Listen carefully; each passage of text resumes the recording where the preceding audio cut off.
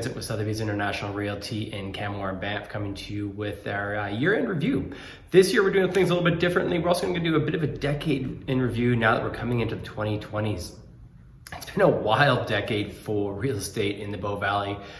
We started off still reeling from the economic collapse of 2009, when the market really bottomed out in the summer of 2011, when we had over 500 active listings and 30 sales in that July.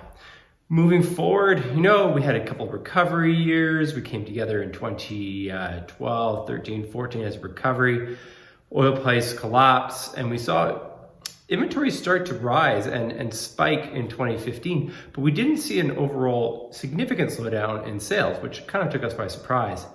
2016, 2017, absolute stellar years for real estate here in the Bow Valley. We saw some pretty significant price increases, some really large luxury homes sell. And then 2018, things start to transition a little bit, and into 2019, as we've kind of transitioned to more of a balanced market, but still really strong. 2019 though, overall sales up 9% this past year to 592 MLS transactions in the Bow Valley for 2019. At the same time, inventory has caught up and increased about 10%.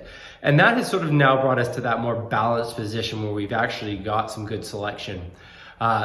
Currently, because it is January, it's the winter months, we're sitting very much in a buyer's market. And this really is a series of stories within a story where, some markets are very much in a buyer's market, some markets are in a seller's market, and some markets are balanced. Single family homes and semi-detached and homes were the only ones to actually see a decrease in sales this past year. There was a 2.5% decrease in sales, while inventory for detached and semi-detached homes increased really significantly year over year, and to the point where we are starting to see prices come down, specifically in that upper end of the market. The entry-level detached, single and semi-detached homes, unless they're in fantastic condition, they're starting to sit on the market. As a result though, because prices have risen so much in that segment of the market, what we have seen is really strong townhouse sales.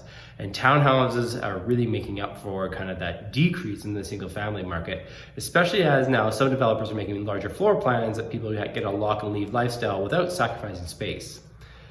Apartment sales, again, were really strong this past year.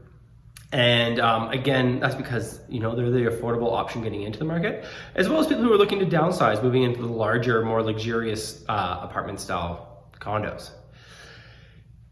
The recreational hotel condos still remain incredibly strong. Saw again some pretty significant price increases this past year, with values continuing to rise, and probably close to a 200% increase in these values over the past decade, which is incredible. Though that segment of the market really got decimated in the collapse 10 years ago, but has taken a long time to recover. Land, this year was the year of, there's a real scarcity in land until we see the next phase of Three Sisters and the next ASP come out, and the next phase of Silvertip. Everything that's available right now is essentially redevelopable land or a couple of empty lots kicking around town. There was two lots combined, made up just under an acre, transacted for $6 million earlier this year. As we're heading into this next decade, what we kind of foresee is, finishing up the area structure plans for the resort center and Smith Creek out in Three Sisters, and we'll see what happens out there. Silvertip will start to eventually move forward on their kind of long-term vision. Spring Creek is going to continue to bustle along, especially now that they've got the Tamarack sold. They're starting to come together with that village center idea. And then the infill and redevelopment of South Canmore, Lions Park, Larch, anything that's kind of walking distance to downtown. For details, statistics, average prices, median prices, be sure to check out our blog at canmorebanffrealestate.com. Thanks for watching.